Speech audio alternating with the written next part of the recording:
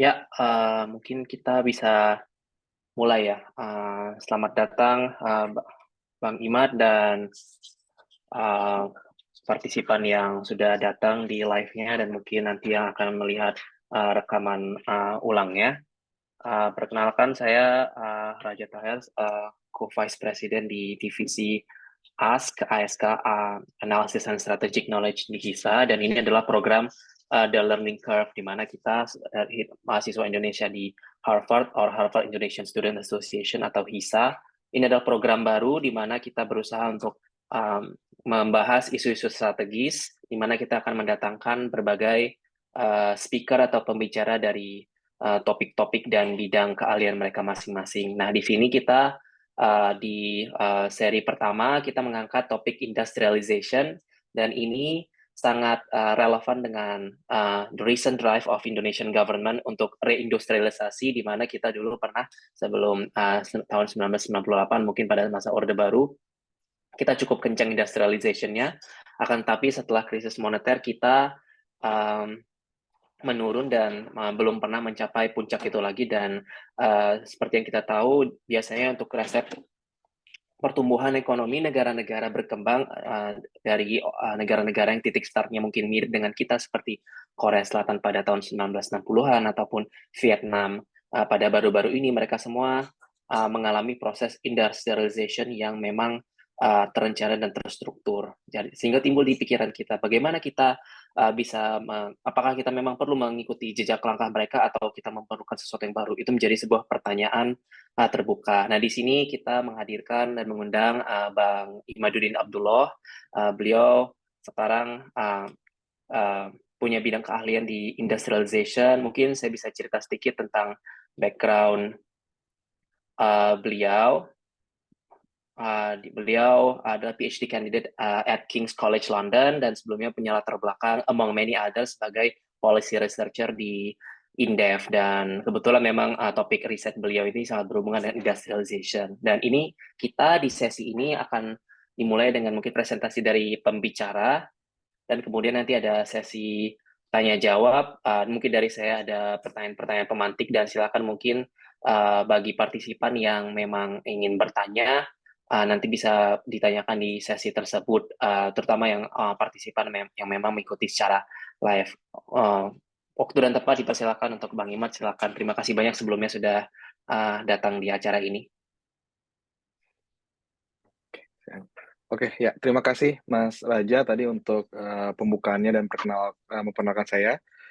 Selamat sore, berarti ya di US. Kalau di UK udah waktunya selamat malam, atau mungkin kalau kita biasanya kalau karena diskusi mahasiswa lintas negara bisa kita nyebutnya salam 24 jam ya, karena mungkin ada juga yang nanti di YouTube mendengarkannya mungkin pagi hari, ada yang siang hari atau malam hari. Jadi mungkin saya menyampaikan salam 24 jam juga. Pertama-tama saya ucapkan terima kasih sudah diundang ke diskusi hari ini.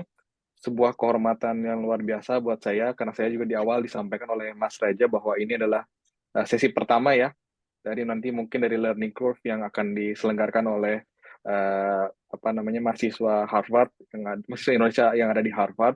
Jadi sebuah kehormatan buat saya, dan saya juga sangat senang bisa mungkin sharing sedikit ya. Jadi mungkin kalau saya ingin menyampaikan dulu di awal, mungkin saya bukan orang yang sangat ahli di bidang ini, tapi kebetulan memang riset S3 saya tentang industrialisasi di Indonesia.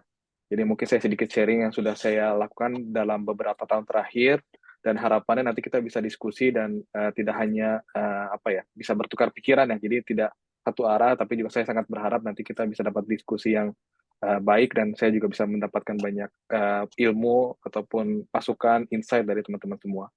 Mungkin saya langsung saja, kalau saya boleh share screen ya. Bentar ya.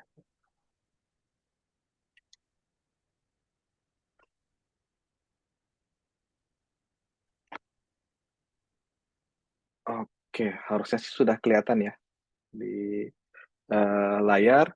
Jadi saya sekali lagi ucapkan terima kasih diundang pada acara malam hari ini, sore hari ini, dan topik diskusi yang disampaikan oleh panitia adalah tadi sudah disampaikan oleh Mas Raja bahwa tentang industrialisasi. dan judulnya adalah Accelerating Indonesia Industrialization gitu.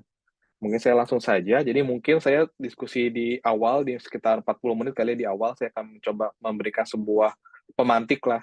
Pemantik nanti yang kita banyak nanti diskusi di sesi kedua. Dalam sesi pertama ini, dalam hal presentasi awal, saya mungkin akan membagi dalam 4 bagian ya. Pertama, saya akan mencoba menjelaskan tentang industrialisasi dan transformasi struktural. Jadi intinya saya ingin menjelaskan kenapa akhirnya industrialisasi ini penting dalam mendorong sebuah negara menjadi negara high income country. Yang kedua adalah terkait dengan kondisi di Indonesia itu sendiri, gimana perkembangan selama ini.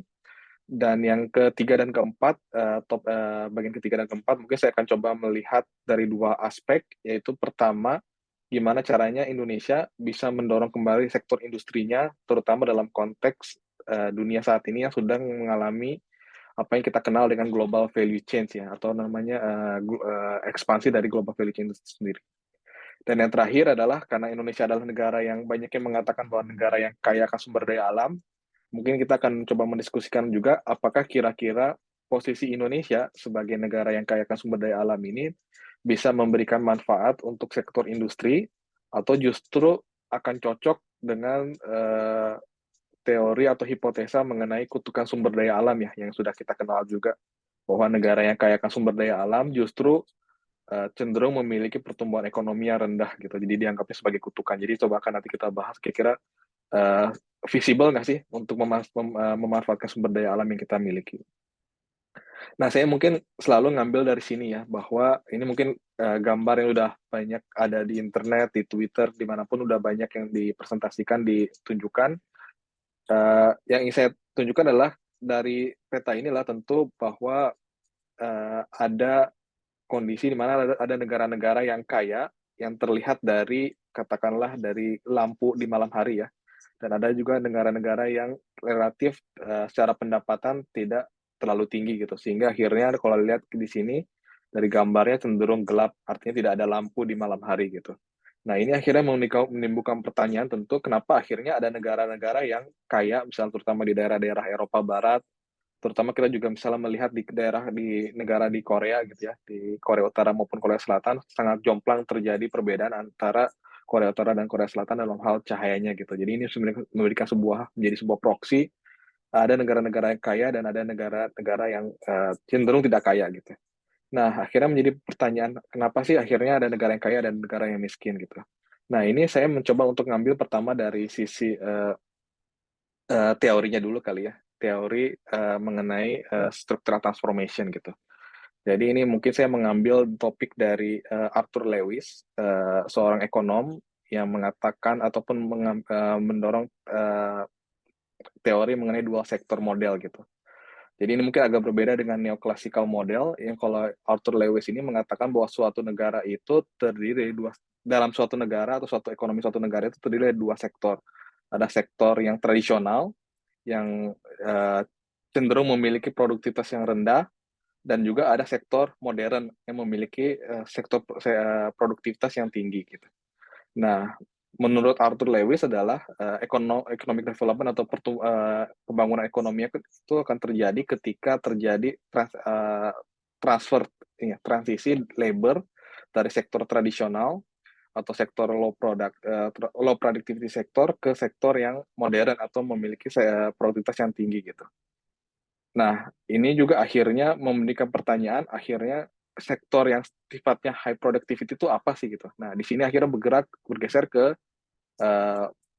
Nicholas Kaldor yang mengatakan bahwa sektor yang memiliki produktivitas tinggi adalah sektor manufaktur ya, yang dimana Kaldor ini menyampaikan sebuah teori menyebut Kaldor growth laws ya, hukum Kaldor yang mengatakan bahwa ada 3 hal. Pertama adalah strong relationship between manufacturing and GDP. Yang kedua adalah strong relationship between manufacturing and productivity. Dan yang ketiga adalah perpindahan labor dari dari sektor-sektor lain ke manufaktur ini akan meningkatkan produktivitas ekonomi secara keseluruhan. Dan produktivitas ini adalah faktor kunci ketika suatu negara ingin menjadi negara penghasilan tinggi atau menjadi negara maju gitu. Nah, selanjutnya di tahun yang agak lumayan relatif beberapa tahun terakhir ini kembali ada apa yang namanya ya, kajian mengenai pentingnya manufacturing gitu. Dari sini ada sebuah uh, riset yang dilakukan oleh Adam Szirmay yang mengatakan bahwa sektor manufacturing ini penting karena 4 hal, yaitu pertama adalah memiliki produktivitas yang lebih tinggi dibandingkan sektor-sektor lainnya karena faktor capital accumulation, economies of scale, sama technological progress. Yang kedua adalah sektor manufacturing ini bisa mendorong terjadinya structural change bonus. Yang ketiga adalah stronger linkage ya. Jadi sektor manufacturing ini dianggap memiliki hubungannya kuat dengan sektor-sektor lainnya, sehingga ketika sektor manufacturing ini atau sektor industri ini bisa berkembang, maka ada positif spillover terhadap sektor-sektor lainnya, baik dalam hal produksi maupun transfer of knowledge. Yang terakhir adalah benefit from the market expansion. Jadi ini adalah yang mengatakan bahwa ketika suatu negara semakin kaya, maka demand terhadap produk-produk industri akan semakin meningkat, sedangkan demand terhadap food ataupun uh, barang-barang komoditas dasar ini cenderung stagnan gitu. Artinya ketika suatu negara semakin kaya, maka akan semakin besar demand-nya terhadap sektor manufaktur dan akhirnya terjadi pertumbuhan ekonomi dan akhirnya negara bisa menjadi negara penghasilan tinggi ya. Nah itu pertama dalam hal teori. Berikutnya dalam hal empirical evidence ya, kita melihat bahwa kenapa akhirnya sektor manufaktur ini memiliki peranan yang sangat penting. Pertama adalah dari aspek sejarah, kita kenal bahwa ini mungkin ada salah satu gambar yang menurut saya juga grafiknya cukup menarik, bahwa selama ratusan tahun bahkan ribuan tahun negara-negara di Western ataupun di negara-negara di dunia ya, Inggris, Belanda, Jepang, India, Cina itu cenderung memiliki GDP per kapita yang cenderung stabil ya.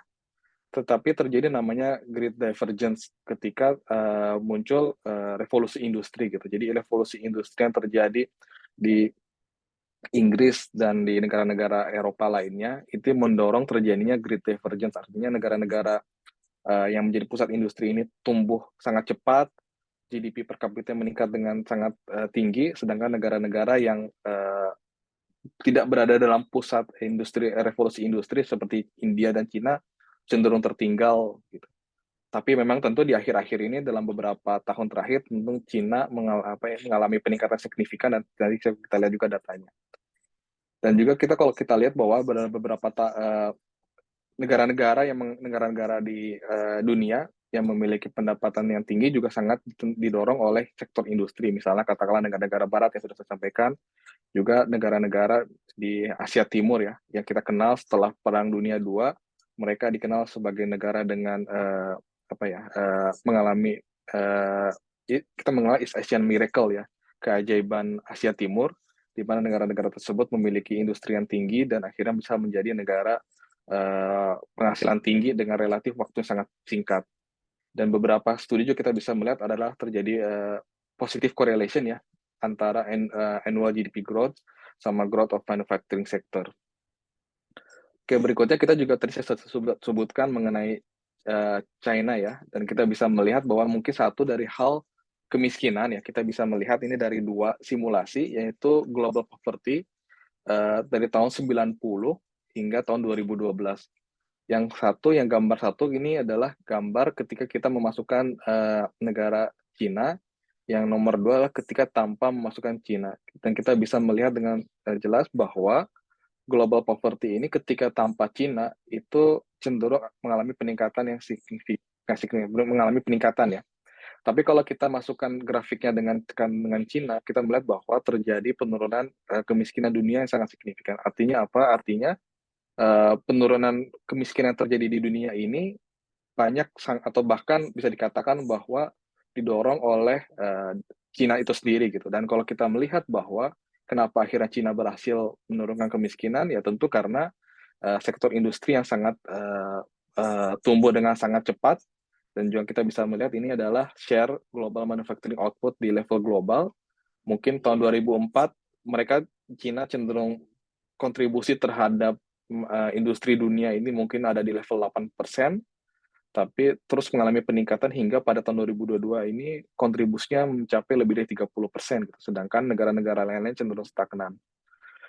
Ini tadi level negara, ini adalah level region, juga kita bisa melihat bahwa daerah-daerah atau kawasan-kawasan yang berhasil menurunkan kemiskinan dengan sangat signifikan adalah negara-negara yang cenderung memiliki sektor industri yang kuat. Gitu. Artinya menunjukkan kembali bahwa betapa pentingnya peran sektor industri ini tidak hanya untuk kemajuan suatu negara, tapi juga dalam hal penurunan kemiskinan.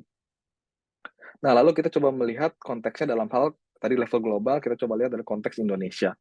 Nah, ini mungkin saya coba ngambil data yang lumayan jauh jaraknya dari tahun 1966 sampai ini 2018 ya, jadi tidak terlalu update, tapi karena yang saya coba kejar adalah sejauh apa sih kondisinya dalam jangka panjang lebih dari 50 tahun ya perkembangan Indonesia. Dan di sini kita bisa melihat bahwa sebenarnya sektor industri Indonesia ini sejak tahun 66 ini mengalami peningkatan yang signifikan yang kita sebut sebagai Indonesia mengalami transformasi struktural ya. Tadinya adalah negara yang sangat berbasis pertanian, di mana tahun 66 ini sektor pertanian menyumbang hampir 50% dari nilai tambah nasional. Jumlahnya terus mengalami penurunan. Saat yang bersamaan, kita melihat bahwa sektor manufaktur ini terus mengalami peningkatan hingga mengalami puncaknya ketika tahun 97 ya, ketika krisis moneter. Setelah itu mengalami penurunan dan cenderung stagnan. Terakhir, kontribusi sektor industri hanya sekitar 19% ya, tidak sampai 20%. Tapi dari pertumbuhan tersebut kita bisa melihat bahwa Indonesia akhirnya bisa naik kelas dari sektor manufaktur tersebut. Dorongannya akhirnya Indonesia yang tadinya adalah negara yang low middle income country, kita akhirnya bisa masuk jadi middle income country, dan terakhir di tahun 2022 kita bisa masuk menjadi negara upper middle income country. Tapi kalau kita bandingkan dengan negara-negara lain, misalnya katakanlah Malaysia, Korea Selatan, kita terlihat bahwa kita masih sangat tertinggal, dan kita juga bisa melihat bagaimana kita dalam tanda kutip disalib ya oleh Cina ya, bahwa di tahun 90-an mungkin mereka GNI per kapitanya mungkin masih lebih rendah dibanding kita, tapi di tahun 97 ketika sektor manufaktur kita turun, Cina sedangkan terus mengalami pertumbuhan sektor industri yang sangat kuat, berhasil mampu mendorong apa namanya pendapatan per kapitanya, dan saat ini hampir mengalahkan Malaysia gitu. Nah, ini mungkin saya skip aja. Dan tapi yang saya coba sampaikan adalah bagaimana Indonesia ini masih tertinggal dalam hal ekspor ya. Bagaimanapun sektor industri ini ketika kita ingin dorong, tujuannya tentu adalah bagaimana kita bisa bersaing di level global gitu. Yang kita lihat adalah bagaimana performa ekspor, karena mungkin kita bisa bilang, wah Indonesia kan negara besar, marketnya besar, sehingga nggak apa-apa misalnya hanya mengandalkan sektor domestik gitu. Tapi kalau kita ingin bisa bersaing dengan negara-negara lain, tentu kita harus bisa mengambil pasar global yang bisa kita coba lihat, misalnya katakanlah Cina ya. Bagaimana Cina ini tadi pertumbuhan industri sangat kuat, sekarang menguasai ekspor atau perdagangan global. Dan kalau kita lihat struktur dari ekspornya itu mereka sendiri, kita bisa melihat bahwa Cina ini hampir 80% ekspornya dikuasai oleh ekspor yang sifatnya non-resource ya. Dan bahkan kalau kita bisa melihat bahwa sekitar 64%-nya dikategorikan ekspor medium and high tech ya. Sedangkan Indonesia dibandingkan negara-negara tetangga, Malaysia, Thailand, Vietnam, itu sangat tertinggal. Bahkan kalau kita bisa melihat dari Vietnam, kita tadi sudah disebutkan oleh Mas Raji di awal ya, bagaimana Vietnam sebagai negara yang mungkin di awalnya sama dengan Indonesia, tapi peningkatan sangat signifikan. Mungkin tahun 2001 kita agak mirip sama Indonesia dalam hal ekspor barang non-resource ya. Tapi di tahun 2020 kita sangat tertinggal dalam hal share komposisi ekspor dari produk-produk, terutama produk yang sifatnya medium and high tech ya. Mereka 57,7% dari ekspor mereka adalah produk yang sifatnya medium and high tech, sedangkan Indonesia hanya 17,8%. Selain ekspor, kita juga bisa melihat bahwa Indonesia mengalami apa yang kita kenal dengan deindustrialisasi dini. Jadi sebenarnya kita bisa mengatakan bahwa pengalaman dari negara-negara lain menunjukkan bahwa sebenarnya suatu negara ini pada akhirnya akan mengalami apa yang disebut dengan deindustrialisasi gitu. Kalau kita sebutkan misalnya pertama suatu negara dari agriculture pindah ke industri, suatu saat nanti ketika mereka sudah menjadi negara yang kaya, mereka akan menjadi negara yang sifatnya negara berbasis jasa ya. artinya kontribusi dari sektor industri akan menurun. Jadi itu sebenarnya hal yang alami, yang natural, yang bisa terjadi di semua negara ketika sudah mencapai pendapatan tertentu gitu. Nah, tapi kalau kita melihat di beberapa negara, mereka mencapai deindustrialisasinya cenderung lebih panjang dibandingkan Indonesia. Kita coba saya bandingkan antara Jepang, South Korea, China, Malaysia, dan Thailand. Kita bisa melihat bahwa pertama deindustrialisasi dalam hal total tenaga kerja ya. Misalnya katakanlah Korea ini share tenaga kerja di sektor manufaktur ini terus mengalami peningkatan dan puncaknya adalah 28%. Setelah 28% mereka sudah benar-benar optimal ekonominya, akhirnya mereka pindah ke sektor jasa dan terus mengalami penurunan gitu. Jadi peak-nya adalah ketika sudah 28%, ketika GDP per kapita mereka sudah lumayan tinggi ya di 2850. Sedangkan Indonesia ini mengalami peak-nya itu di tahun 92 ketika kontribusi dari tenaga kerja di sektor manufaktur ini hanya 14% dari total tenaga kerja. Dan saat itu GDP per kapita kita hanya nomor 60 dan masih berstatus sebagai lower income countries gitu. Jadi kalau misalnya kita dibandingkan dengan negara-negara misalnya Malaysia dan Thailand, kita termasuk negara yang mengalami deindustrialisasi paling cepat ya. Bahkan juga dibandingkan dengan Jepang dan Cina gitu. Itu yang pertama dalam hal tenaga kerja. Lalu juga kita lihat dalam hal output, kita bisa melihat bahwa Indonesia ini mengalami puncaknya di tahun 95, setelah itu turun signifikan ya.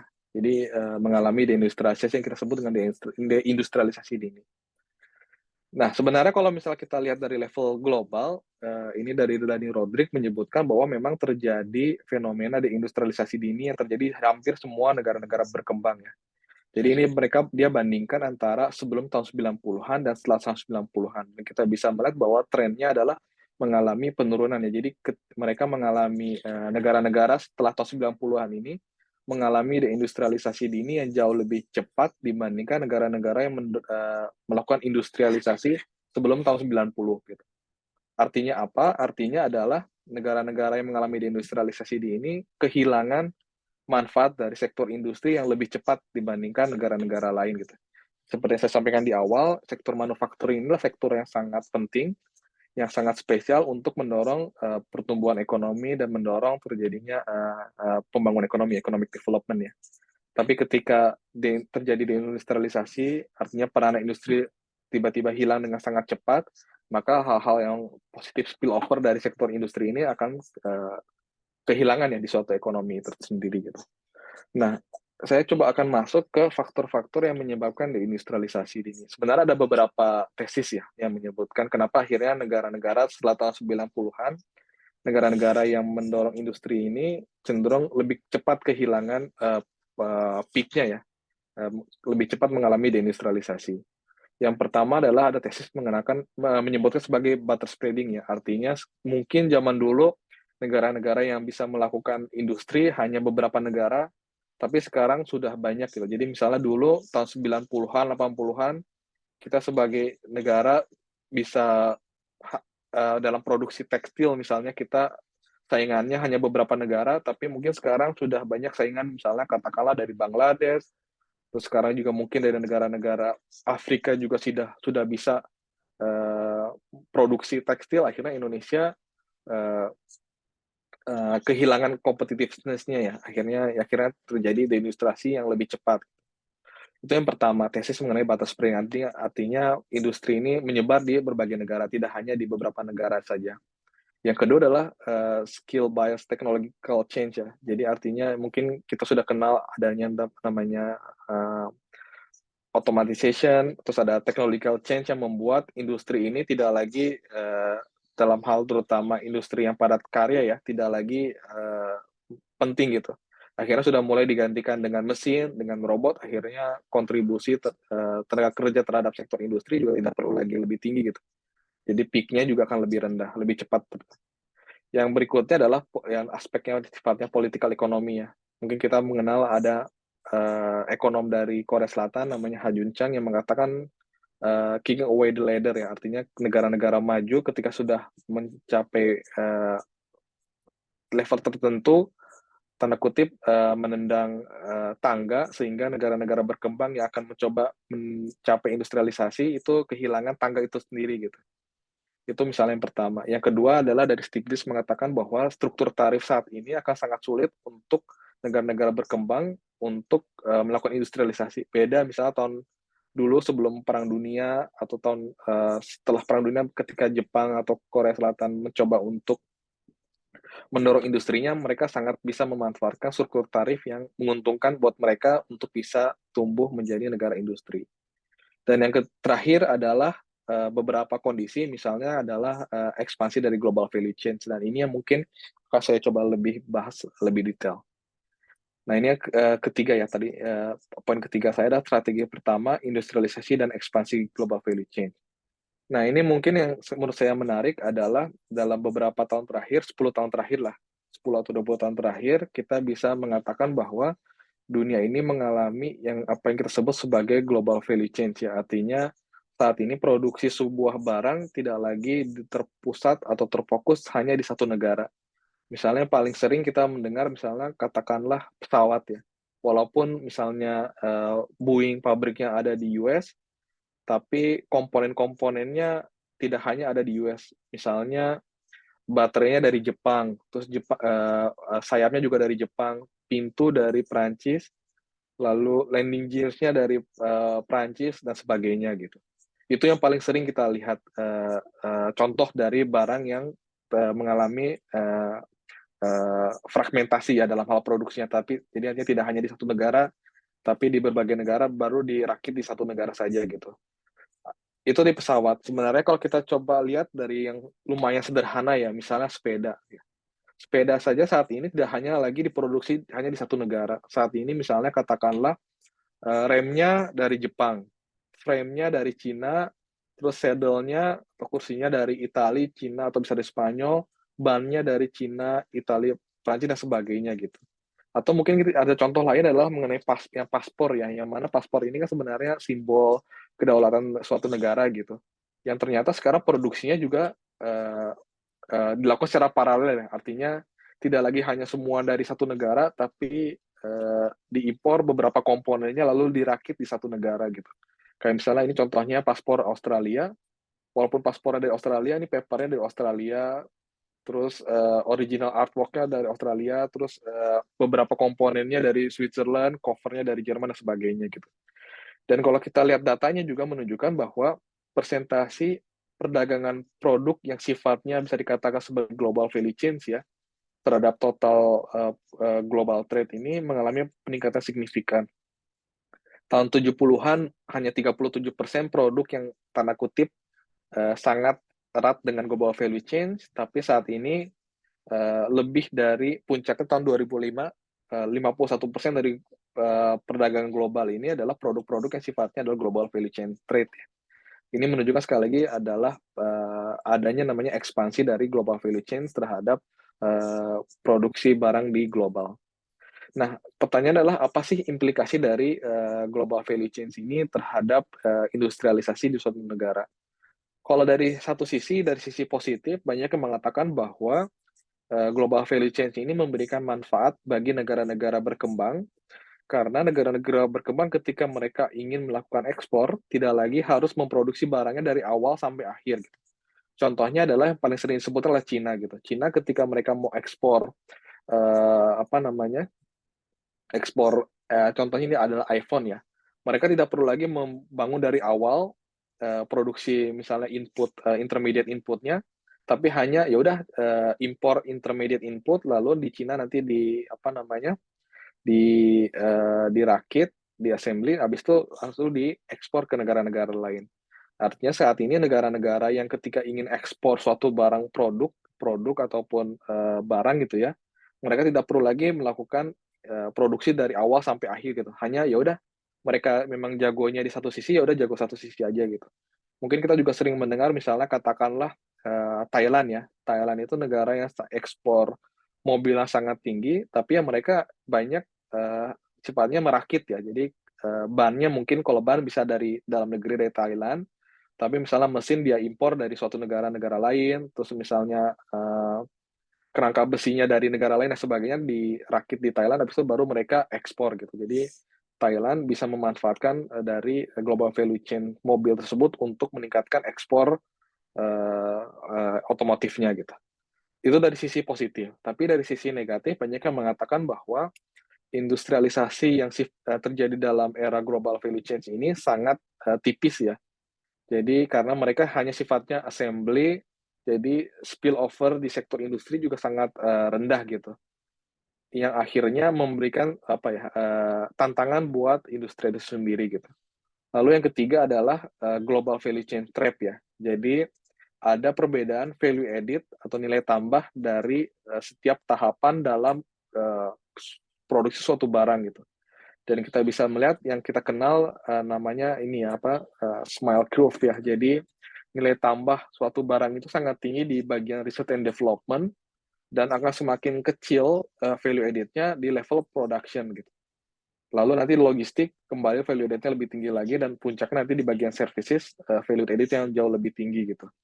Dan terjadi pergeseran antara tahun 70-an tahun 2000-an di mana tahun 2000-an ini curve-nya makin tajam, artinya value added di level produksi ini jauh lebih rendah dibandingkan value added produksi di tahun 70-an gitu. Sedangkan sebagai negara-negara berkembang yang mana mereka hanya tanda kutip punya kompetitifnya di bagian produksi, bagian assembly, ya tentu value added-nya sangat rendah. Akhirnya negara-negara berkembang tersebut stuck di value added yang rendah tersebut. Nah, ini mungkin saya coba mencoba melihat bagaimana sih partisipasi Indonesia dalam global value chain. Nah, sebenarnya untuk melihat partisipasi Indonesia dalam global value chain ini, kita bisa melihat dari dua aspek, yaitu forward participation, yang kedua adalah backward participation. Jadi misalnya katakanlah suatu barang nih ketika kita mau membuat HP, tentu kita melihat dari raw materials dulu. Dari raw materials ini kita ekspor menjadi semi finished goods, habis itu diekspor lagi menjadi finished goods ya. Nah, forward participation adalah ketika raw materials ini diekspor ke negara lain untuk diproduksi menjadi semi finished good, habis itu di forward participation lagi ketika mereka ekspor lagi ke menjadi ke negara lainnya untuk diproduksi menjadi HP. Nah, sedangkan backward participation ini adalah ketika suatu negara mengambil barang, misalnya katakanlah di sini yang memproduksi HP misalnya katakanlah Cina gitu ya. Mereka ngambil chipnya misalnya dari Malaysia misalnya. Itu adalah berarti backward participation. Lalu misalnya Malaysia ngambil raw materials misalnya ya ini dari Indonesia, itu adalah backward participation lagi gitu.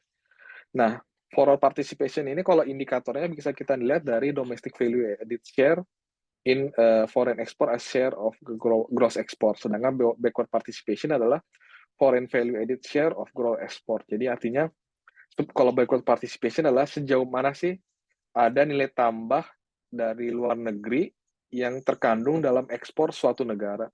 Itu adalah backward participation. Misalnya katakanlah ketika negara tersebut ekspor HP, backward participation adalah dilihat sejauh mana HP tersebut mengandung value added yang diproduksi dari negara lain. Sedangkan kalau forward participation adalah sejauh mana domestic value added dari suatu negara itu terkandung di ekspor yang dilakukan oleh negara lain. Gitu.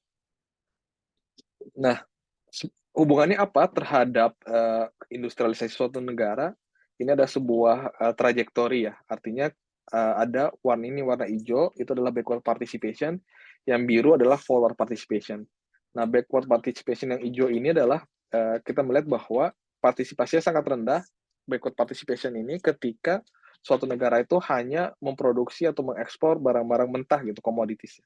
Tapi ketika mereka semakin menjadi negara yang memiliki sektor industri, jadi limited manufacturing, lalu berubah menjadi advanced manufacturing and services, lalu menjadi negara-negara yang memiliki inovasi yang tinggi, backward participation ini akan cenderung mengalami peningkatan. Sedangkan kalau untuk aspek forward participation, negara-negara yang hanya mengandalkan raw materials, jadi ekspor komoditas ini cenderung memiliki forward participation yang tinggi karena mereka kan ada di di tahap pertama ya dalam produksi suatu barang ya. Jadi forward participation tinggi, nanti negara-negara tersebut ketika sudah menjadi negara-negara yang memiliki sektor industri yang advance ya, maka forward participation akan cenderung rendah. Jadi ini kayak semacam pergeseran ya. Jadi dari forwardnya semakin dari tinggi menjadi rendah, sedangkan dari backwardnya dari rendah ke semakin tinggi gitu. Nah, kalau kita lihat di Indonesia, ternyata Indonesia ini adalah negara yang kebalik ya. Artinya forward participation-nya dari 98 ini justru semakin tinggi, sedangkan backward participation-nya itu cenderung semakin rendah ya, dan dalam beberapa tahun terakhir itu cenderung stagnan gitu. Jadi trajektori antara Indonesia dengan yang seharusnya kalau kita ingin menjadi negara industri advance gitu ya, itu kebalik gitu. Jadi harusnya backward-nya semakin tinggi dan forward-nya makin rendah, tapi kebalik justru forward-nya makin tinggi, backward-nya makin rendah gitu. Nah, ini mungkin saya akan coba kasih contoh ini ya. Kita contoh dengan membandingkan negara-negara lain. Nah, ini saya coba bandingkan Cina, Indonesia, Malaysia, Filipina, Thailand, dan Vietnam. Kita lihat backward partisipan dari negara-negara ini. Dan kita bisa melihat bahwa ini warna hijau adalah Vietnam ya. Ini Vietnam negara yang backward participation-nya semakin mengalami peningkatan yang signifikan. Artinya sama dengan teori sebelumnya ya, bahwa ketika ingin industri semakin maju, maka backward participation cenderung harus semakin tinggi gitu. Nah, Indonesia ini cenderung stagnan gitu. Dan kalau kita lihat stagnansi dari ataupun semakin rendahnya berdasarkan industri, dan kita bisa melihat bahwa justru industri-industri yang high-tech ya, itu ya adalah industri-industri yang backward partisipannya justru semakin rendah gitu. Jadi kalau saya sebut Indonesia ini mengalami decoupling ya, dari global value chain ya. Dan ini coba kita lihat dampaknya terhadap ekspor, contohnya electronic industry. Nah, ini mungkin saya ingin menunjukkan data yang re-export intermediate, artinya data mengenai seberapa besar barang yang diimpor dari negara lain yang kemudian diolah dan diekspor kembali gitu. Dan kita bisa melihat sesuai dengan tadi ya, dari backward participation dari Vietnam, itu share dari Vietnam ini sangat tinggi, sangat besar ya. Artinya Vietnam ini negara yang impornya banyak, habis itu mereka olah, habis itu mereka ekspor kembali gitu. Sedangkan Indonesia ini justru semakin turun gitu untuk indikator re-export intermediates. Nah, dampaknya apa? Ini saya coba ngambil untuk dampak terhadap ekspor, daya saing ekspor ya. Dan kita bisa kembali lihat bahwa untuk ekspor barang elektronik ini, Vietnam mengalami peningkatan yang signifikan dalam hal RCA ya, yang mana indikatornya adalah ketika negara tersebut RCA-nya lebih dari 1, maka negara tersebut bisa dikatakan memiliki daya saing ataupun comparative advantage yang lebih tinggi dibandingkan negara-negara lainnya. Dan kita bisa melihat Vietnam ini sangat tinggi, mengalami peningkatan yang sangat signifikan, dan mengalahkan Malaysia yang selama ini terkenal sebagai negara ekspor utama elektronik industri di kawasan ASEAN. Oke, mungkin karena waktunya juga terbatas, saya akan coba skip beberapa ya. Ini mungkin nanti kita banyak bisa diskusi aja, kira-kira apa sih yang harusnya kita lakukan agar Indonesia ini, tanda kutip ya, bisa kembali lagi ke strategi awal, yang mana kita bisa memanfaatkan global value chain, sehingga bisa bersaing dengan Cina maupun dengan Korea Selatan ataupun dengan Vietnam. Mungkin saja. Nah, mungkin saya akan masuk ke strategi kedua, ke apakah kira-kira industri berbasis sumber daya alam ini bisa kita terapkan atau tidak gitu ya. Nah, ini mungkin yang saya pikir agak cukup menarik ya. Artinya selama ini industri sumber daya alam ini dianggap sebagai faktor yang tidak menguntungkan buat suatu negara ya. Artinya ketika negara tersebut memiliki sumber daya alam yang banyak, cenderung memiliki pertumbuhan ekonomi yang rendah, industri yang tidak berkembang dan sebagainya gitu. Itu yang kita kenal dengan hipotesis mengenai kutukan sumber daya alam atau resource curse ya. Tapi kalau kita lihat beberapa historical evidence, kita lihat bahwa ternyata negara-negara maju itu, misalnya Jepang, USA, Australia, itu negara-negara yang di awalnya adalah memanfaatkan sumber daya alamnya gitu untuk bisa mendorong sektor industrinya itu sendiri gitu. Dan itu kita coba lihat dalam terakhir dari Stiglitz tahun 2021 mengatakan bahwa ketika manufacturing ini mengalami hambatan ya, tadi ada deindustrialisasi, lalu ada peningkatan teknologi sehingga ada automatization sehingga tidak perlu lagi industrinya, maka Stiglitz mengatakan bahwa kita perlu menggunakan natural resources untuk mendorong sektor industri gitu. Dan lagi-lagi kalau kita lihat dalam sejarahnya adalah misalnya katakanlah Jepang ini, mungkin kita sekarang mengenal Jepang ini sebagai negara yang unggul ya dalam hal ekspor mobil, komputer, semiconductor dan sebagainya, tapi mereka adalah negara yang sebelum Perang Dunia, mereka adalah negara yang sangat mengandalkan batu bara dan mining ya. Lalu mereka bergeser ke steel, lalu bergeser ke elektronik, baru terakhir sekarang mereka mungkin terkenal sebagai negara yang fokus di automobile, komputer, dan semiconductor. Gitu. Artinya apa? Artinya adalah mereka awalnya adalah mengembangkan industri yang berbasis sumber daya alam dulu, lalu baru bergeser ke industri yang sifatnya high tech ya. Jadi nggak serta-merta tiba-tiba langsung ke high tech, tapi memanfaatkan dulu sumber daya alam yang mereka miliki gitu. Nah, itu akhirnya membuat saya berpikir, kira-kira apakah ini visible nggak sih untuk dilakukan, terutama dalam hal misalnya Indonesia di kasus nikel ya, karena sebenarnya kan nikel ini apa namanya kasus yang lagi ramai ya mengenai hilirisasi nikel gitu. Nah, sebenarnya walaupun Indonesia ini coba-coba kita lihat dalam hal sejarah ya, dalam hal nikel ini, Indonesia adalah negara yang sudah punya nikel sejak lama, tapi selama bertahun-tahun kita ini negara yang sangat mengandalkan ekspor nikel mentah ya. Dan kita lihat misalnya dalam hal produksi maupun ekspor dalam puluhan tahun sebelumnya kita sangat mengandalkan apa namanya nikel mentah ketimbang nikel yang sudah diolah. Dan kontribusi terhadap ekonomi pun akhirnya sangat rendah. Ini kita coba saya bandingkan nikel dengan komoditas-komoditas lainnya dalam hal value added maupun forward linkage ya sangat rendah dibandingkan komoditas-komoditas lainnya. Artinya walaupun nikel itu sudah ada, tapi selama ini kita hanya mengekspor barang-barang yang sifatnya mengekspor nikel mentah gitu. Nah, ini mungkin kita tahu bahwa dalam beberapa tahun terakhir pemerintah sangat mendorong hilirisasi nikel yang kalau saya sebut sebagai global value chain oriented policy ya, yang di mana mereka fokusnya adalah menarik investor untuk masuk ke nikel rich region untuk mendorong ada positive spillover, teknologi transfer dan local value added. Dan ini coba kita lihat ternyata dampaknya cukup signifikan terhadap investasi di tiga daerah, Morowali, Halmahera Selatan sama Halmahera Tengah gitu. Dan saat ini ketiga wilayah tersebut kontribusi investasi di apa namanya basic metals ini sangat tinggi, bahkan ini coba saya bandingkan antara tiga wilayah tersebut dengan wilayah-wilayah lainnya ya. Sebelum tahun 2013 hampir 100% investasi di basic metals itu di wilayah di luar tiga daerah tersebut gitu. Tapi sejak tahun 2013 mengalami peningkatan signifikan dan tahun 2022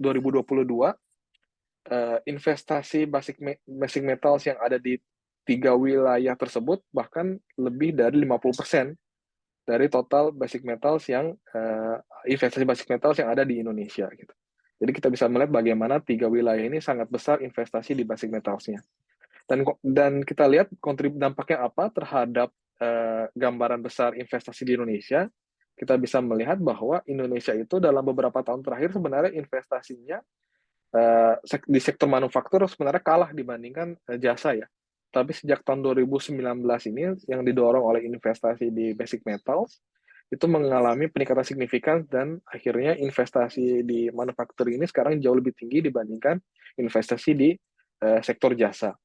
Dan lagi-lagi kalau kita lihat di sektor manufaktur ini, kalau kita bagi berdasarkan jenis industrinya, warna biru ini basic metal. Artinya sejak pada 2018-2019 ini mengalami peningkatan yang sangat signifikan, yang mana tadi didorong oleh investasi yang masuk di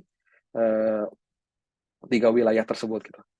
Dan dampaknya apa? Yang pertama tentu adalah peningkatan kapasitas produksi ya di basic metal. Lalu yang saya ingin coba lihat adalah forward linkage ya, bahwa kan selama ini dianggap bahwa sektor industri ini adalah sektor yang spesial bagi ekonomi karena mereka ini memiliki keterkaitan yang kuat dengan sektor-sektor lainnya. Dan saya coba ingin melihat bagaimana keterkaitan yang terbangun ketika ada investasi yang masuk di nikel. Dan saya bandingkan tahun 2010 dan 2016, dan ini kita bisa melihat bahwa terjadi peningkatan dalam hal forward linkage dari mineral commodities. Artinya mungkin selama ini nikel langsung diekspor dalam barang mentah, tapi sejak ada beberapa kebijakan dari pemerintah ini, akhirnya forward linkage-nya mengalami peningkatan gitu. Jadi artinya tidak lagi semuanya diekspor ke luar negeri, tapi banyak akhirnya diolah di dalam negeri karena ada investasi yang masuk, yang menciptakan pabrik, yang menciptakan kapasitas produksi sehingga terjadi keterkaitan ya. Dan kalau kita lihat juga misal forward linkage dari berdasarkan beberapa industri, kita juga lihat misalnya dari nikel ya, nikel berdasarkan jenis industrinya, kita bisa melihat bahwa forward linkage untuk basic metal sama iron and steel itu mengalami peningkatan yang signifikan. Artinya keterkaitan antara nikel dengan industri metal maupun iron and steel itu terjadi peningkatan di antara 2010 dengan 2016. Nah, dan kita lihat ternyata dampaknya adalah, ini saya coba bandingkan beberapa jenis industri ya, dari tahun 2017 sampai 2022, sektor basic metals ini menjadi industri yang sangat tinggi pertumbuhannya. Dalam secara average, tahun 2017-2022, ini 8,3% pertumbuhannya, sedangkan untuk sektor industri secara keseluruhan aja hanya 3,4. Dan GDP ini hanya 3,7 ya. Karena tahun 2020 kita mengalami pertumbuhan minus karena COVID, tapi secara umum kita bisa melihat bahwa sektor basic metals ini dalam 5 tahun terakhir menjadi sektor kunci mendorong sektor industri di Indonesia. Dan kita juga bisa melihat bahwa ini dalam hal persentase manufacturing nilai tambah, kita bisa melihat warna biru adalah basic metal ya. Ini akhirnya mendorong peningkatan yang signifikan sejak tahun 2016. Jadi ketika sektor industri lainnya cenderung semakin terpuruk, tapi justru sektor industri yang basic metal ini mengalami peningkatan signifikan dan kontribusinya terhadap nilai tambah justru semakin meningkat. Nah, ini dampaknya terhadap ekspor juga kita mungkin sudah tahu bahwa mengalami peningkatan ekspor yang sangat signifikan. Dan ini saya coba bandingkan dalam hal comparative advantage ya, antara 3 produk, nikel yang sifatnya masih mentah, stainless steel, sama yang sudah diolah dari stainless steel itu sendiri gitu. Dan kita bisa melihat bahwa dalam puluhan tahun terakhir kita sangat kuat daya competitiveness-nya di raw materials, tapi sejak tahun 2015 kita mengalami peningkatan yang signifikan dalam hal daya saing atau comparative advantage dari produk olahan nikel. Dan sejak tahun 2021 ini nilai dari RCA-nya mencapai lebih dari 60 gitu. Padahal suatu negara kalau misalnya RCA-nya hanya lebih dari 1 aja itu sudah dianggap memiliki daya saing dibandingkan negara-negara lainnya. Tapi ternyata Indonesia untuk stainless steel ini mencapai 50 sampai 60. Oke, ini mungkin saya skip aja. Nah, ini mungkin menjadi beberapa poin diskusi ya. Nanti mungkin kita bisa banyak diskusi lagi, karena mungkin waktunya juga sudah dari 40 menit yang saya disediakan ya. Ini beberapa poin diskusi yang mungkin menurut saya kita bisa diskusikan. Yang pertama adalah apakah industrialisasi tetap penting dijalankan dan dikejar oleh Indonesia. Yang kedua adalah bagaimana Indonesia dapat memanfaatkan peluang dari ekspansi global value chain, bagaimana bersaing dengan emerging economies terutama Vietnam, dan ketiga adalah apakah posisi Indonesia sebagai negara produsen sejumlah critical minerals ini memberikan manfaat bagi Indonesia untuk melakukan reindustrialisasi. Mungkin itu sementara dari saya. Mohon maaf kalau misalnya cukup memakan waktu. Semoga ini bisa menjadi pemantik diskusi kita di sesi berikutnya. Sekian dari saya, terima kasih. Baik, terima kasih banyak Bang Imat atas presentasinya, menarik sekali. Mungkin kita bisa buka sesi tanya jawab ya. Mungkin saya sebagai moderator bisa memantik dulu. Tapi nanti habis ini kalau teman-teman ada pertanyaan silakan aja nanti mungkin raise hand. Nanti kalau misalnya mau nanya beberapa kali nggak apa-apa raise hand beberapa kali aja kalau mau. Mungkin saya ini dulu ya nanya. Mungkin kita kan banyak membahas tentang industrialization, ada macam-macam ya. Ada yang berdasarkan resource seperti yang kita alami sekarang ini hilirisasi. Cuman kita melihat bahwa secara bagaimana negara-negara seperti Korea misalnya mereka strateginya sangat deliberate. Mereka mungkin resource-nya nggak sebanyak kita dan mereka punya waktu itu mungkin labor surplus, mereka pilihnya ya udah labor light manufacturing sebanyak mungkin yang padat karya. Tapi kemudian mereka sebelum mereka secara demografis dan secara labor pool-nya tidak kompetitif lagi, mereka akan berusaha transisi ke sesuatu yang knowledge intensive. For example, banyak yang R&D intensif dan lain-lain. Path-nya beda-beda. Nah, mungkin pertanyaan saya untuk Indonesia, kita mengandalkan hilirisasi yang itu resource based, dan mungkin demand-nya sekarang didrive oleh salah satunya oleh EV, electric vehicle. Cuman kita melihat bahwa perkembangan teknologi EV ini kan sangat sangat drastis ya. For example, kalau misalnya EV downstream melihat bahwa oh ternyata supply kobalt atau nikel kita terancam, ada insentif untuk mengembangkan teknologi yang reliance-nya kurang, tidak terlalu rely ke mineral yang supply-nya mungkin tidak se-reliable itu.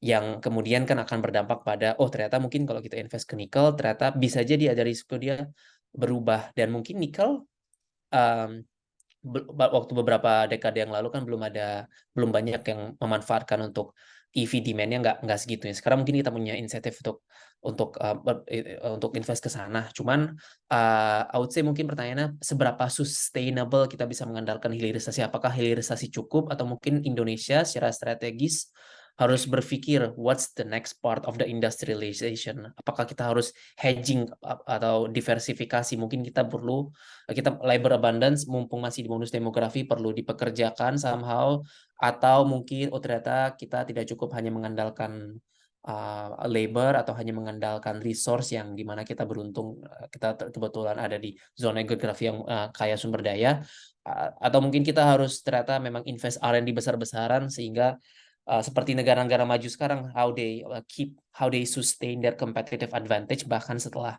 mereka sumber dayanya mungkin berkurang, atau bahkan mungkin mengandalkan negara lain untuk impor sumber daya karena di situ mereka punya kelebihan untuk bisa invest di R&D, dan value add mereka dari R&D itu bisa membuat mereka sustain.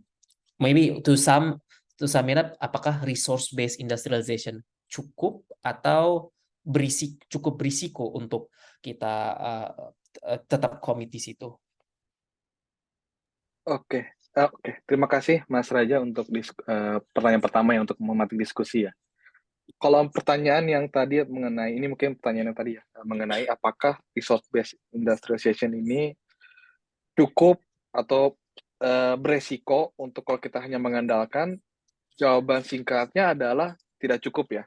Artinya kalau kita hanya mengandalkan hilirisasi saja tanpa kita mendorong sektor lainnya, ya ini mungkin dalam 10 tahun terakhir atau beberapa tahun ke depan kita mungkin dalam posisi mendapatkan keuntungan ya, karena ada demand terhadap nikel yang meningkat dan banyak negara yang memang butuh nikel gitu.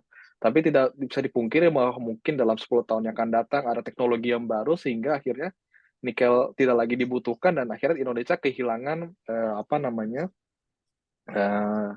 daya tarik untuk menarik investor untuk masuk ke Indonesia. Artinya memang kita tidak hanya bisa berfokus hanya kepada resource based industrialization. Tapi ini kalau bayangan saya, pemikiran saya adalah bahwa ketika kita dalam posisi mengalami di dunia ini mengalami istilahnya tadi deindustrialisasi dini dan berbagai challenges yang ada, mulai dari peningkatan teknologi yang membuat akhirnya labor intensif ini tidak lagi menjadi keunggulan satu-satunya negara berkembang.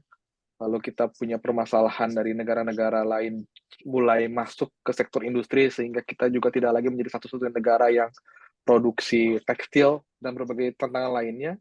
Kita harus memanfaatkan semua sumber daya alam yang kita miliki gitu. Tidak hanya tadi sumber daya alam mineral dan sebagainya, maupun sumber daya manusia yang kita miliki ya.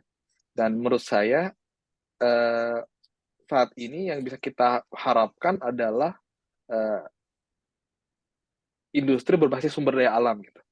Tapi menurut saya ke depan harus lebih dari situ gitu. Artinya risk based industrialization ini hanya awalan saja. Setelah itu kita harus bergeser ke industri-industri lainnya. Mungkin saya share screen sedikit kembali ya.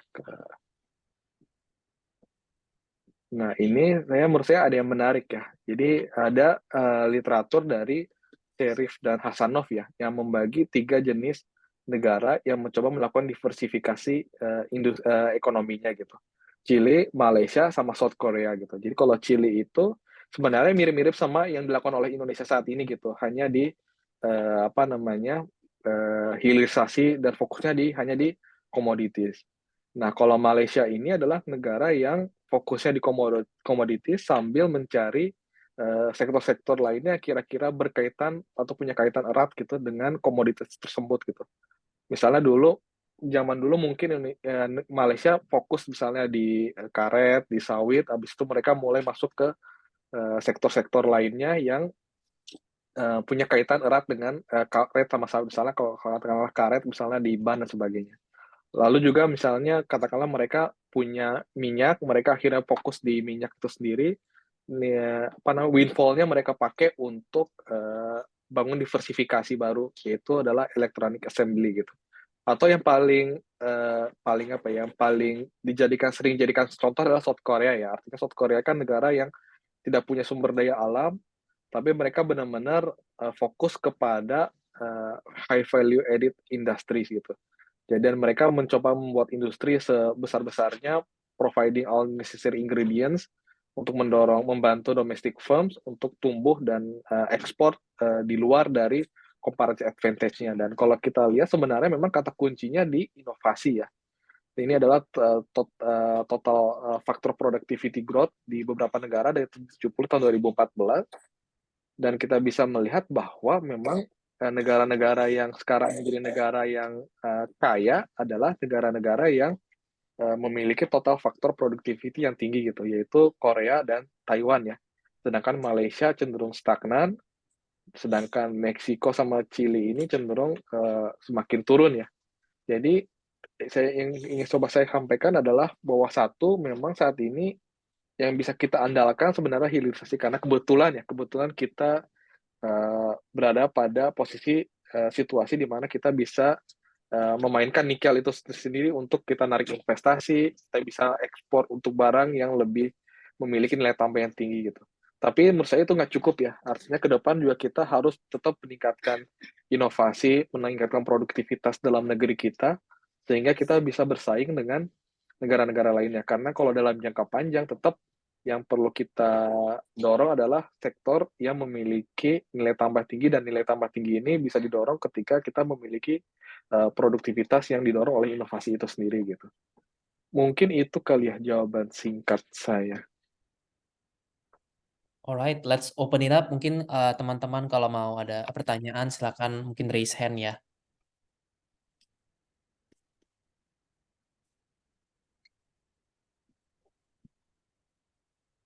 Gue ada pertanyaan sih. Tapi gue Silakan. udah lupa caranya resen gimana di Zoom. Udah lama banget. Eh, Thank you banget eh, untuk presentasinya. Mau nanya, Bang, ini mengenai tadi kan sempat disebut ada namanya Great Divergence kan, di mana eh, some countries, initially the Western countries, habis itu the tiger economies kan, South Korea, Japan, they there is a divergence between the performance of that country. They manage to develop their manufacturing sector uh, that leads to growing, you know, a growing disparity between economic growth between them and the rest of the emerging markets like us, Indonesia, etc. Uh, Sebenarnya mau nanya aja sih, what do you think is the reasoning behind their success in driving industrialization gitu di negara masing-masing?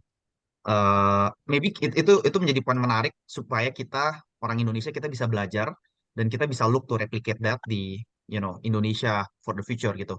So for example, I know uh, from the tiger economies themselves. Mungkin lebih menarik menganalisa yang tiger economies ya, karena not so long ago mereka tuh masih they're still a low income countries, like maybe several decades ago, and then within several decades they managed to drive a rapid turnaround, rapid industrialization.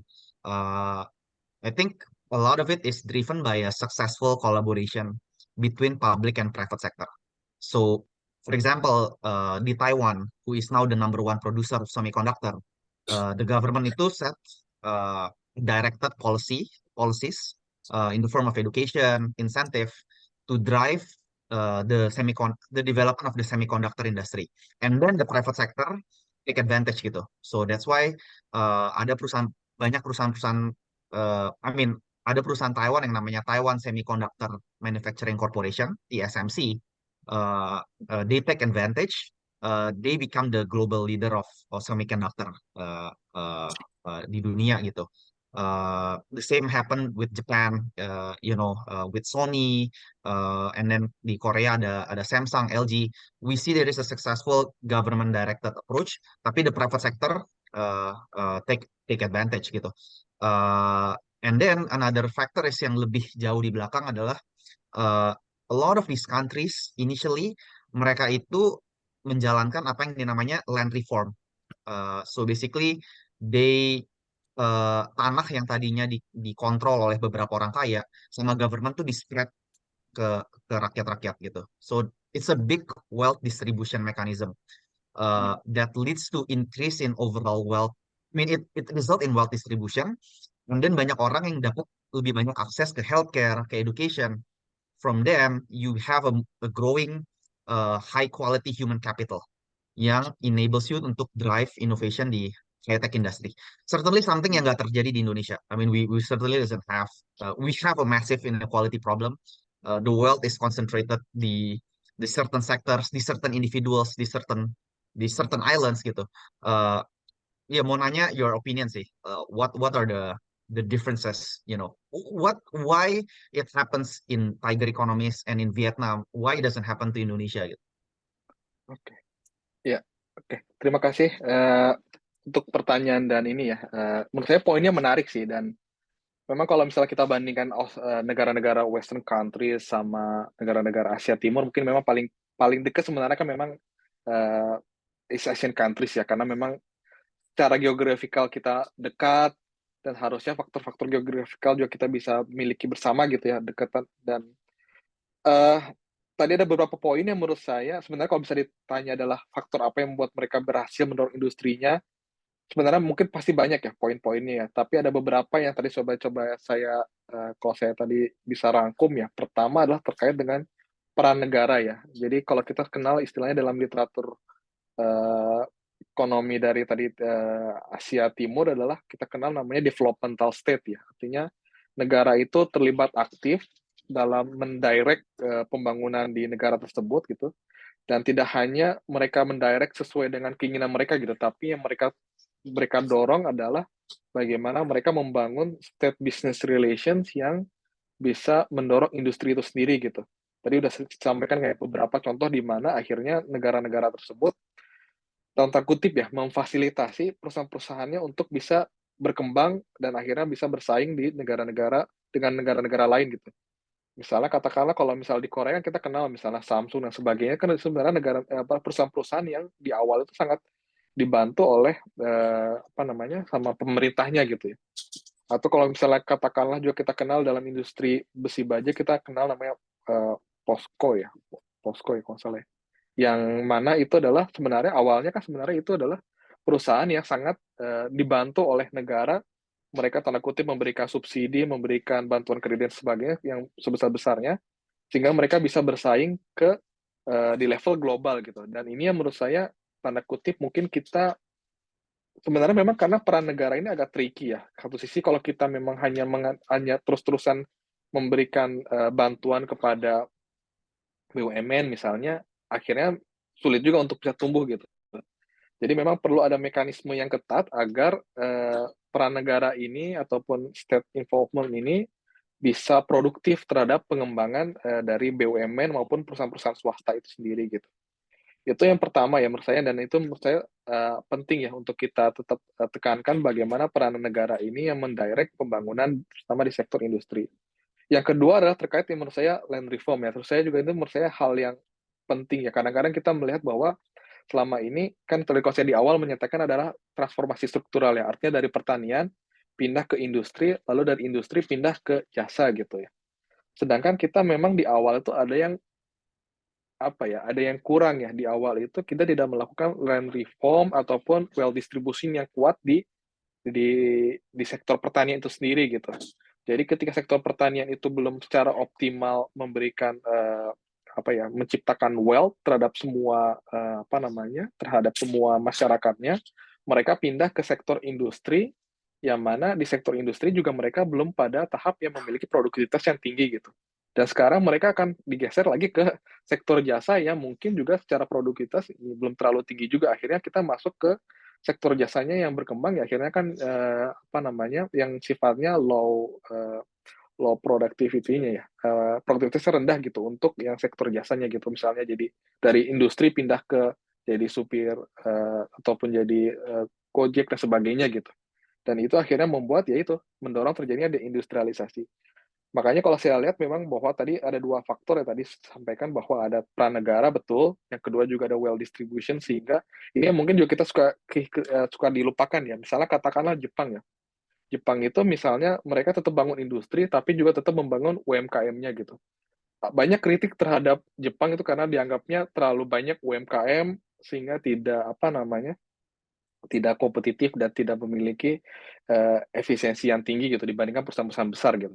Tapi ternyata mereka adalah negara apa namanya dengan kebijakan tersebut mereka distribusi wealth akhirnya ya mereka secara umum masyarakatnya memiliki produktivitas yang tinggi dan akhirnya mereka bisa ketika pindah ke industri mereka industrinya juga industri yang memiliki produktivitas yang tinggi. Ketika mereka pindah ke jasa juga nanti akhirnya jasanya memiliki jasa yang produktivitas tinggi gitu ya, bukan hanya jasa yang produktivitasnya rendah gitu. Nah, yang sebenarnya yang ketiga yang menurut saya agak apa ya, menurut saya penting ya, yaitu adalah faktor luck ya menurut saya ya, keuntungan ya. Karena bagaimanapun ketika Korea Selatan itu adalah ketika terjadi perang dingin antara Amerika sama Uni Soviet gitu. Jadi sehingga bagaimanapun US melakukan berbagai cara agar mereka punya bantuan ekonominya masuk ke Korea, ngasih preferential tarif yang luar biasa terhadap Korea Selatan sehingga bisa masuk ke pasar US. Sama sebenarnya Indonesia ya, sebenarnya tahun 70-an, 80-an kan Indonesia bisa mengembangkan sektor tekstilnya juga karena tanda kutip pada saat itu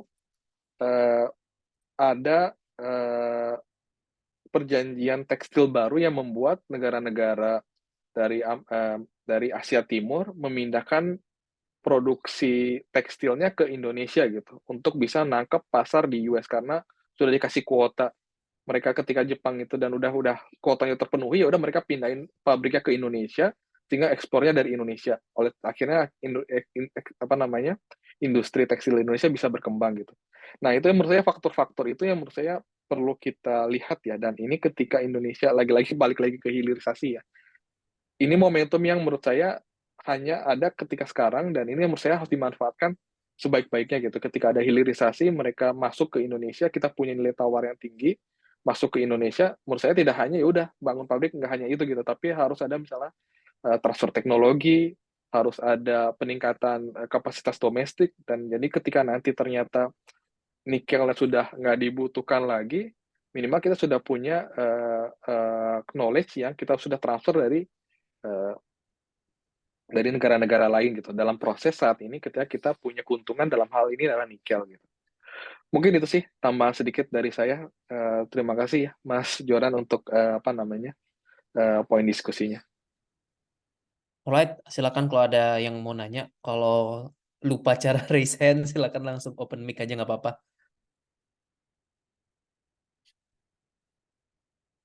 Kalau misalnya masih nunggu untuk pertanyaannya, dari saya sendiri juga ada pertanyaan sih. Mungkin terkait ini ya, ini pertanyaan ala business school sih. Kalau soalnya saya sendiri dari business school, kita lihat bahwa at least di anak muda sekarang kan kalau kita bilang entrepreneurship, yang sektor yang sangat lagi in sekarang 5-10 tahun ke belakang adalah tech sektor dan specifically mungkin tech-nya itu mungkin kita bisa masukin ke sektor jasa mungkin ya seperti mungkin awal-awalnya ada ride hailing, e-commerce, software as a service dan lain-lain.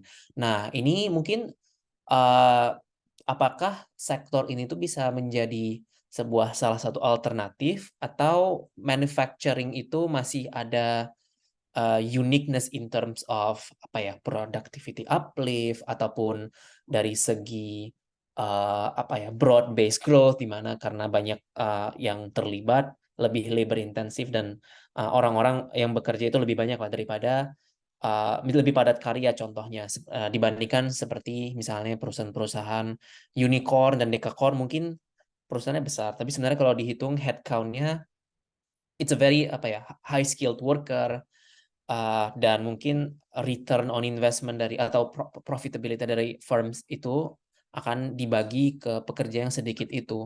Apakah itu cukup atau sebenarnya perlu kita tinjau lagi, terutama dari segi apakah ada limitation from productivity growth, or even mungkin apakah sebenarnya distracting in terms of harusnya kita kalau misalnya negara punya finite resource dan kita harus berpikir tentang prioritization, apakah harusnya lebih banyak perhatian negara atau mungkin society terhadap sektor manufaktur dibandingkan sektor yang lain. How should we think about different sectors' contribution toward economic growth, given manufacturing has been so successful di abad ke-20, tapi untuk abad ke-21, dan kita juga lihat bahwa dari beberapa kurva tadi, there is the more diminishing return lately dari manufacturing, dan mungkin bahkan saya baca Dani Rodrik sendiri bilang mungkin udah saatnya negara-negara berkembang dulu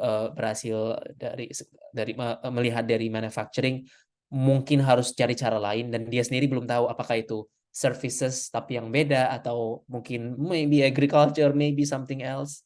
What's the next frontier of growth, and whether the recent tech boom, mungkin sekarang lagi winter ya, tapi kan ini kalau cycle kan bakal naik lagi. Is there any limitation, or how should we view that best in terms of growth contribution? Ya, kalau saya sendiri sih punya pandangan tetap kalau kita ingin dorong ekonomi yang sustain ya, pertumbuhannya sustain, inklusif gitu ya, tetap kita perlu dorong itu sektor manufacturing ya. Karena pertama secara keterkaitan sektor manufacturing itu sektor yang memiliki forward sama backward linkages yang paling tinggi dibandingkan sektor-sektor lainnya gitu ya. Misalnya ketika misalnya industri mobil di Indonesia tumbuh, kan mereka perlu misalnya katakanlah ban, ketika ada demand ban gitu. Berarti ketika ada demand ban meningkat, berarti tetap ada demand karet gitu. Artinya otomatis masyarakat yang tinggal di karet juga mengalami peningkatan ya. Yang kalau misalnya ada wealth accumulation ya secara jangka panjang mereka akhirnya menjadi kelompok masyarakat yang memiliki produktivitas yang tinggi gitu. Jadi secara umum sih saya masih tetap merasa bahwa sektor industri ini tetap sektor yang perlu dijadikan sektor utama gitu ya, untuk menjadi sektor yang untuk didorong gitu dalam jangka panjang. Nah, tapi menurut saya memang tidak bisa dipungkiri bahwa ketika ada perubahan teknologi yang dimana saat ini akhirnya sektor services ataupun perusahaan-perusahaan startup teknologi ini berkembang, menurut saya itu juga bukan berarti otomatis harus di nomor duakan ya. Karena menurut saya justru di sini menurut saya ketika itulah terjadi di mana pemerintah itu tugasnya adalah bagaimana membangun kolaborasi antara tech company dengan industri gitu ya. Karena bagaimanapun kan ketika tech company ini berkembang, ada knowledge creation yang mereka kembangkan di situ ya. Nah, saya nggak tahu, ini levelnya sangat mikro sih. Bagaimana caranya itu tuh bisa masuk punya spillover ke sektor manufaktur gitu ya. Misalnya katakanlah saya ingat dulu kalau ada misalnya perusahaan e-fishery ya kalau nggak salah ya. Itu kan mereka startup untuk pemasaran produk perikanan gitu ya. Nah, itu saya nggak tahu apakah kira-kira itu bisa menjadi salah satu model bagaimana itu bisa dikaitkan dengan sektor industri. Kalau hal ini berarti industri food products ya. Jadi akhirnya food products di Indonesia ini bisa mendapatkan dalam hal pemasaran berarti ini ya. Dalam hal pemasaran ini mengalami peningkatan secara kapasitas yang dibantu oleh tech company tadi gitu. Nah, ini sih menurut saya ya, yang saya bisa bayangkan gitu, saya pikirkan gitu ya. Karena sekali lagi saya mengatakan bahwa sebenarnya kalau menurut saya sendiri ya, mungkin bisa kalau misalnya teman-teman ada pandangan lain, silakan gitu ya. Tapi kalau menurut saya sih tetap sektor industri ini walaupun peranannya semakin berkurang, tetap menjadi sektor utama yang penting didorong untuk mendorong pertumbuhan ekonomi ke depan gitu. Mungkin itu sih jawaban singkat dari saya. Terima kasih. Alright. Any additional question? Mungkin dari participants?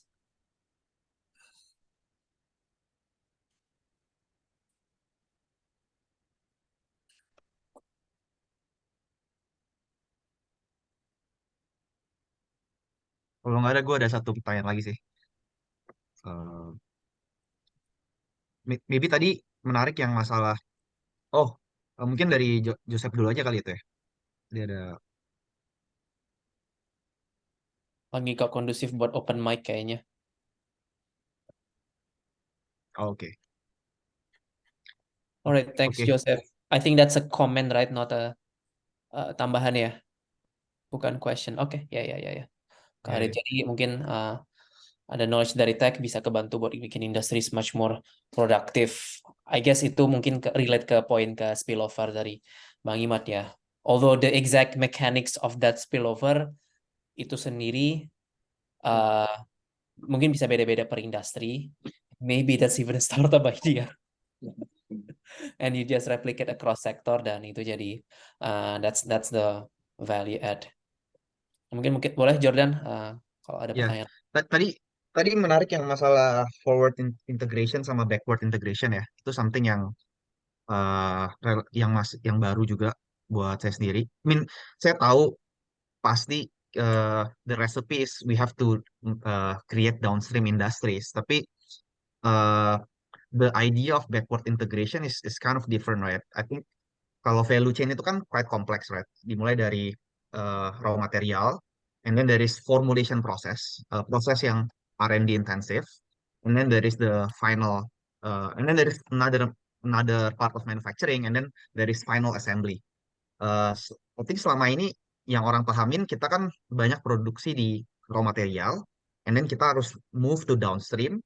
Tapi emang the biggest barrier is entering the R&D intensive process gitu. Kayak misalnya developing the lithium ion battery gitu untuk industri EV. Itu kan susah banget ya. It's only achieved by negara maju kayak maksudnya LG Chemical dari Korea, and then Panasonic dari Jepang. Tapi there is another part yang less R&D intensive, yang lebih visible untuk dicapai dalam waktu dekat, tapi lokasinya lebih di downstream, which is the assembly gitu ya. Kalau misalnya kayak mobil, assembly mobil, assembly electronics. And tadi ya udah di point out juga the benefit is there is a by having a downstream, by having backward integration ada kemungkinan untuk knowledge transfer gitu ya. Kemungkinan untuk reverse engineering gitu ya. I think this happens di China. That's why they now have like companies move their manufacturing to China, and then they were able to do this backward integration. They're able to replicate or even exceed, the technology. And right now Vietnam is also trying to do it, I guess. Mungkin pertanyaan dari aku adalah faktor-faktor apa yang dibutuhkan supaya kita bisa jadi di prefer, kan gini, to be a backward integrator kita harus Indonesia harus bisa menjadi the preferred choice buat the global manufacturing companies. They have to choose to locate their assembly plant di Indonesia, and then we can do backward integration, right? Faktor-faktor apa yang dibutuhkan bagi Indonesia untuk bisa kompetitif dengan Vietnam dan dengan China dan dengan India, dengan other rising economies, to be the preferred choice gitu. So to be the place where the backward integration can happen. Oke. Ya, menurut saya kalau misalnya dalam hal meningkatkan backward participation ya dari industri di Indonesia ke ke global value chain, sebenarnya paling dicari oleh perusahaan-perusahaan itu adalah sejauh mana sih mereka bisa mudah untuk mengimpor barang gitu kan. Karena ketika melakukan assembly kan mereka perlu barang-barang intermediate dari negara lain, dan ketika mereka impor barang tersebut dengan harga yang misalnya katakanlah mahal karena pada pajak impor dan sebagainya, itu yang akhirnya menjadi barrier mereka untuk masuk ke Indonesia gitu. Nah, sayangnya saat ini, kalau saya lihat secara umum, di Indonesia itu ada arah menuju sangat kaku dalam hal lokal konten ya. Artinya, pingin bahwa lokal konten itu diterapkan di semua industri gitu.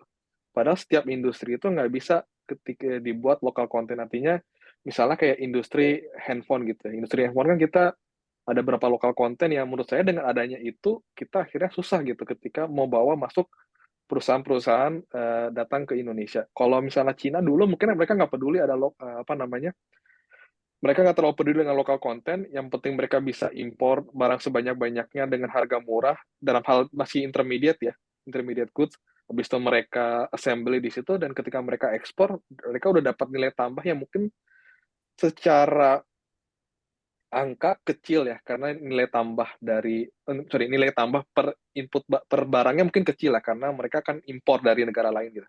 Tapi kalau dikalikan dengan barang yang mereka assembly itu di situ kan sangat besar ya, dan mereka ngejarnya di kuantitas itu sendiri gitu. Jadi mereka pada tahap ya sudah, oke, kita nggak apa-apa nilai tambah yang kita dapatkan nggak terlalu besar dari produk high tech ini, yang penting produksinya dan assembly-nya banyak, ya kita ekspor aja gitu. Dan mereka fokusnya di situ gitu.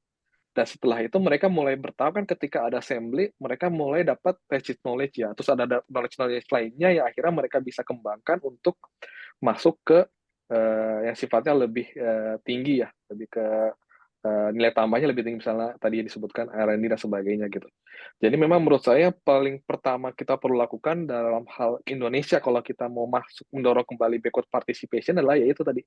Pertama adalah kebijakan perdagangan itu sendiri gitu. Kita perlu review, karena memang kalau kita lihat dari angkanya, dari apa namanya, grafiknya, kan backward participation kita cenderung semakin turun ya.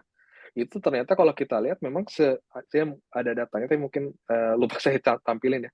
Jadi kalau kita bandingkan dan kita apa ya, sambingkan dengan sebelahkan dengan, bukan sebelahkan, istilahnya apa ya? Kita benar-benar bandingkan antara backward participation dengan lokal konten yang sudah kita lakukan dari pemerintah, itu memang ada hubungannya gitu ya. Artinya ketika lokal konten kita semakin tinggi, ya akhirnya backward participation kita akan semakin rendah gitu. Dan memang kalau kita lihat beberapa industri ini lokal kontennya semakin tinggi, yang sebenarnya itu bertentangan dengan karakteristik industri itu sendiri gitu. Mungkin kalau misalnya, jadi sebenarnya memang kalau dalam hal global value chain kita nggak bisa pukul rata ya. Memang ada beberapa yang industri yang memang cenderung memiliki domestic value added yang tinggi, yang memang tinggi ya, karena mungkin katakanlah kayak misalnya basic metal ya. Basic metal itu domestic value added-nya cenderung tinggi karena mereka produksinya akan jauh lebih murah ketika semuanya ada di satu daerah gitu. Karena faktor apa namanya, pemindahan barang dan sebagainya kan mereka mahal ya. Sedangkan kalau untuk yang high tech itu cenderung mereka memiliki domestic value added-nya nggak perlu besar gitu. Sekitar rata-rata itu kalau saya lihat angkanya sekitar 50% domestic value added itu cukup untuk mereka bisa melakukan ekspor gitu. Nah, sedangkan sudah saya sampaikan di awal tadi, sayangnya pemerintah ini kayak pukul rata gitu. Ya udah, ketika kita ingin bangun industri ini, yang perlu kita lihat adalah domestic value added. Ya udah, otomatis caranya adalah lokal content untuk semua industri gitu. Padahal nggak bisa kayak gitu gitu, menurut saya ya. Jadi untuk hal pertama ya, masalah HP ini ya, ataupun barang-barang high tech, yang perlu dilakukan adalah meningkat apa namanya, mengkaji ulang mengenai lokal konten sehingga memang benar-benar cocok dengan industri itu sendiri gitu. Sebenarnya kalau kita bandingkan dengan Malaysia ya, mungkin juga menarik ya, karena kalau kita dengar dari Malaysia kan sebenarnya Malaysia negara yang cukup bagus dalam hal elektronik industri ya.